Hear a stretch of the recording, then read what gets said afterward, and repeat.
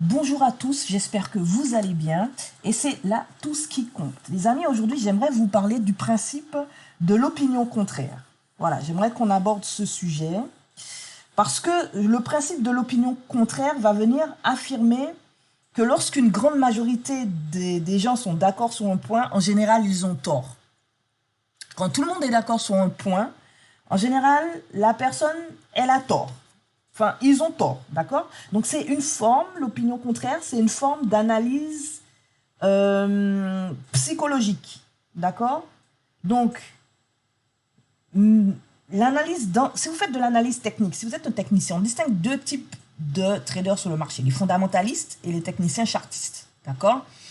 Donc, si vous êtes un technicien chartiste, qui puisait Ishimoku, il faut intégrer une forme d'analyse psychologique et l'opinion, le principe de l'opinion contraire, vous aide à avoir une autre dimension de l'analyse de votre marché.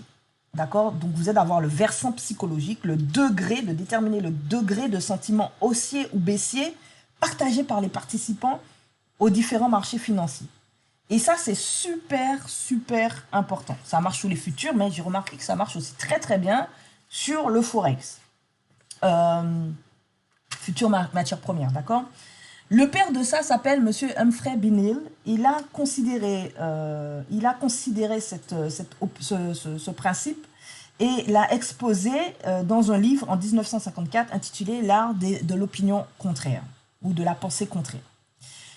10 ans plus tard, Monsieur James H. Sibet a appliqué ce principe au trading sur futurs de matières premières. Et il a créé un service, conseil Market Vein, qui attribue des chiffres à ce consensus. D'accord? Donc, revenons à l'opinion contraire. L'opinion contraire sert donc à mesurer les extrêmes et les excès de marché. Donc, on peut dire à valider un peu les sommets et les creux. Donc, de manière générale, on utilise Fibonacci, retracement Fibonacci, on met des pourcentages dessus, 75% et 25%. On dit si on casse 75%, il y a probablement un creux. Si on casse 25%, il y a probablement un sommet. Si on casse 27%, il y a probablement un creux. Mais on se rend compte des fois que, c'est pas toujours ça. D'accord? C'est pas toujours ça. Et l'opinion contraire mesure le pouvoir d'achat et de vente qui reste sur le marché. Donc, ça va au-delà des 75% et des 25% qu'on peut mettre de manière classique pour estimer un petit peu en retournement, d'accord? Ça va au-delà de ça. Donc, vu que cela sert à mesurer le pouvoir d'achat et de vente qui reste sur le marché, il faut pousser le marché un peu plus haut, n'est-ce pas? Et le pousser aussi un peu plus bas, n'est-ce pas? Parce que si 80% des traders sont du côté de l'achat sur un marché donné, c'est-à-dire qu'il reste 20% des traders qui détiennent donc des positions courtes, c'est-à-dire de la vente, et qui sont suffisamment dotés en capital pour absorber ceux qui rentrent en achat. Donc, c'est là qu'on observe les figures de retournement. Ceux qui ont fait les lois de Sakatago comprennent un petit peu ce que je dis, surtout ceux qui sont avec moi dans le groupe STS Trading Ishimoku Discord. Eh bien, c'est pour ça qu'on voit se construire à ce moment-là ces fameux schémas de retournement. Et surtout, on voit absorber une masse de liquidité pour créer le vrai mouvement. Donc, ça veut dire que ces 20% restants-là, ils ont du capital. Ils ont du capital. Ils ont suffisamment de capital pour renverser les 80%. Donc, le principe que je disais, ceux qui sont d'accord, la majorité des personnes qui sont d'accord sur un point ont généralement tort. D'accord? Ça veut dire que ces 80%-là, ce sont des mains faibles. Ce ne sont pas des mains fortes, ce sont des mains faibles. Donc, leur pouvoir d'achat, là, il est faible, pardon. Leur pouvoir d'achat, il est faible. Et donc, les mains fortes, ce sont les 20% restants. D'accord? Ce sont les 20% restants. Et donc, j'ai une question à vous poser. Où voulez-vous être sous le marché? Où voulez-vous être sous le marché? Comment pouvez-vous savoir où vous êtes sous le marché si vous ne comprenez pas le cycle du marché? Et si vous ne comprenez pas la psychologie qu'il y a derrière ce cycle du marché, c'est ce qu'on est en train de regarder aujourd'hui avec l'opinion contraire. Je vais essayer de faire en sorte que ça ne dure pas trop longtemps.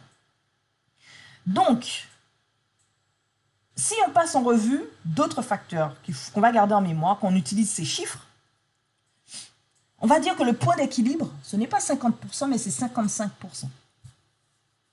Et on va dire qu'il tient compte du biais, par exemple si vous êtes en hausse, du biais haussier développé par le grand public. D'accord? Le grand public, c'est vous, c'est moi, c'est les petits traders, c'est les 80%. Hein. Ce n'est pas ceux qui détiennent les 20%. D'accord? Et on considère donc que l'extrémité haute, pour couvrir la totalité, n'est pas de 75%, mais de 90%, et que l'extrémité basse n'est pas de 25%, mais de 20%.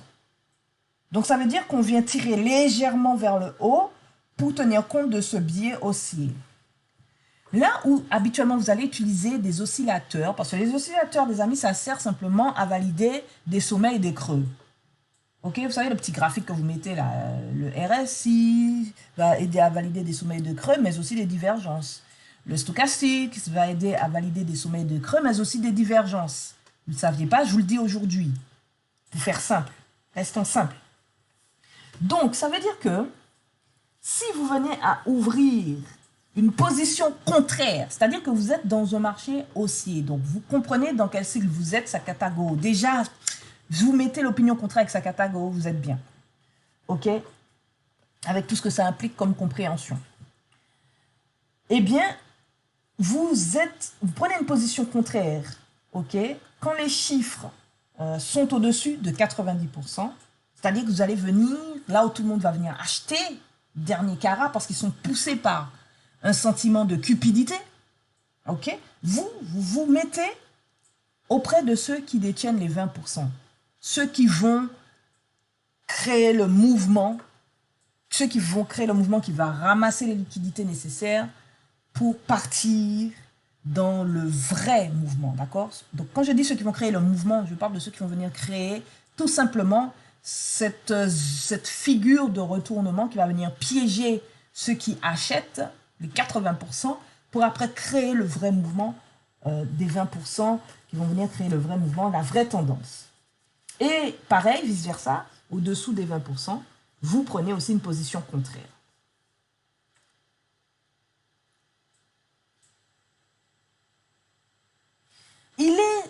Pourquoi on ne reste pas sur 75% et 25%? Parce qu'il est conseillé, les amis, d'attendre de voir un changement de tendance au niveau de ces chiffres avant de lancer une action de contre-tendance. Vous comprenez? Donc, un changement de direction, ok, et plus particulièrement s'il se produit à partir d'une des zones de danger, devrait toujours être surveillé de près. C'est-à-dire que 75%, vous voyez que le prix casse 75%, c'est un avertissement, d'accord? Alors que le prix vient casser 90%, c'est plus qu'un avertissement. C'est un second avertissement qui va être confirmé par rapport aux réactions du marché aux nouvelles fondamentales. Ça veut dire qu'il faut surveiller de très très près la réaction du marché aux nouvelles fondamentales, parce que l'incapacité des prix à réagir à de nouvelles haussières en zone de surachat, c'est clairement un avertissement de proximité de retournement, et vice-versa. Donc attendez de voir les chiffres de position s'aplatir ou décliner avant d'agir. Quand je dis s'aplatir, vous comprenez figure de retournement, décliner, vous comprenez volume associé aux figures de retournement. Bon, ceux qui me suivent, ceux qui travaillent sur notre salon SCS Trading Ishimoku Discord comprennent ce dont je parle actuellement. Donc, c'est une lecture du sentiment des investisseurs. Ok, c'est une lecture du sentiment des investisseurs. Voilà ce que je voulais vous partager aujourd'hui, parce que les amis, si vous faites de l'analyse technique, hein, vous êtes donc un technicien, un chartiste, qui plus est Ishimoku, il vous faut absolument associer la psychologie à cela. Et l'opinion contraire, c'est une manière simple et efficace de voir tout de suite sur votre graphique les zones de surachat et de survente. Très très simple sur le graphique de le voir, d'accord? Extrêmement simple de le voir. Vous l'appliquez de préférence en hebdomadaire, mais vous pouvez très bien le mettre sur toute unité de temps, à vous de voir. Ok? Donc, on va faire une petite mise en pratique et après, je vous laisse tranquille avec ça. Là, je suis sur OGPY, je suis en weekly, je suis en hebdomadaire, d'accord? Ceux qui ont étudié Sakatago avec moi sur le Discord comprennent un petit peu dans quel cycle nous sommes, d'accord?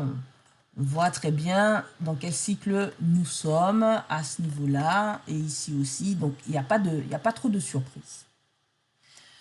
Je vais d'abord me mettre ici, c'est-à-dire que je vais prendre en priorité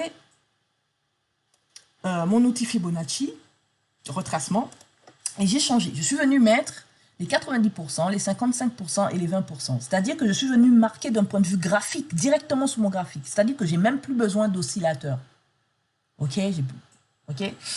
Bien sûr, c'est intéressant d'avoir un oscillateur, du coup, pour avoir des divergences, d'accord? Mais le travail premier de l'oscillateur, c'est de valider les creux et les sommets. Ok, pas forcément valider des points d'entrée. Après, oui, certaines personnes, par rapport à des niveaux, vont valider des points d'entrée. Le momentum, ils vont essayer de valider un point d'entrée, mais le momentum, c'est un peu plus compliqué parce qu'on n'a pas vraiment les niveaux. Donc, ils vont se rabattre sur stochastique. Et je ne dis pas que ça ne marche pas. Je n'ai jamais dit ça. Je ne me dirai jamais ça. D'accord? Mais bon, les divergences, très bien. Mais en appliquant ici ces niveaux, on voit apparaître directement d'un point de vue chartiste technique les zones de surachat et de survente. OK? Surachat entre 90 et 100, survente entre 20 et 0. Et 55% étant la moitié de cette évolution de marché. Donc, du coup, regardez ce qui se passe. Quand vous entrez dans ces zones, on va dire de surachat et de survente, vous devez absolument avoir une lecture durant toute la période des nouvelles économiques pour voir est-ce que les analyses, l'analyse fondamentale, comment dirais-je, excusez-moi, les nouvelles fondamentales, est-ce que ça vient agir sur ce niveau-là ou pas? Ceux qui font, encore une fois, je ne sais pas pour mettre en avant ceux qui appliquent les lois de Sakata, mais ceux qui appliquent les lois de Sakata savent maintenant, d'un point de vue lire, ce type de, comment dirais-je, cette zone de survente, la comprennent d'un point de vue volume d'échange sur le marché, comprennent sa structure avec les volumes qui sont échangés dans cette zone, ok, et savent pertinemment, de manière simple et efficace, vers où ira le marché. C'est juste que ça va venir délimiter graphiquement la zone d'achat et de survente en venant ajouter l'outil retracement Fibonacci avec ces niveaux-là. N'est-ce pas? N'est-ce pas? C'est très efficace. Et on voit effectivement que le marché nous donne, c'est ma fameuse zone. Donc, je me suis basé sur la vague précédente pour estimer la vague qui vient. Donc, ici, on a une structure, on a les lois de Sakata qui s'exercent dans cette zone-là, dans ce cycle-là. Et le petit plus de l'opinion contraire, c'est qu'on va venir se positionner, si en plus de ça, on comprend l'opinion contraire, ce que je ne recommande pas, mais l'opinion contraire va nous montrer exactement à quel moment les 20% vont réagir sur le marché. Ok? Quel moment les 20% vont réagir sur le marché? Les 20% restants, ceux qui détiennent ceux qui vont vendre. Ok? Bien sûr, nous, on a étudié sur le Discord qu'il est préférable d'attendre la fin de la construction de la loi ici présente pour pouvoir prendre une position à l'aide d'Ishimoku Kinkuyo dans le bon sens, toujours dans le bon sens. Ok? Donc, d'un point de vue simplement opinion contraire, on voit que les prix réagissent à cette zone de surachat, se libèrent, vont chercher les 55%, ensuite poursuivent leur course pour venir recréer ici, une fin de cycle et repartir ainsi de suite dans un autre type de mouvement. Donc, c'est lorsque je vous disais dans une vidéo, quand je vous parlais d'interpréter le mouvement du marché à l'aide du Kinkoyo, je vous disais que on va sortir d'une zone de conflit, partir dans un mouvement, tomber dans une zone de conflit, partir. Et bien là, en fait, grâce à l'opinion contraire, on vient fragmenter le marché en 3 parties. Zone de survente, zone principale globale, zone de surachat. Et en fragmentant cela, sur la dernière vague en cours, on a une meilleure lecture et une meilleure mise en application des 5 lois de Sakata, Go et d'Ishimoku Kinkoyo. Regardez ici, qu'a fait le marché? Il est venu chercher ma zone de surachat graphique. En même temps, ça correspondait à un cycle Sakata Go. Et il s'est retourné venir chercher les 55%. Je lui ai dit que ça correspond de manière globale. Cette zone de 55% que je vous ai donnée ici correspond à, on va dire, il tient compte du biais haussier développé par le grand public. C'est un point d'équilibre. Un point d'équilibre. On voit bien un autre cycle, Sakata Go, se former ici, à l'issue. OK. Et ensuite, le prix vient chercher la fameuse zone de survente. OK.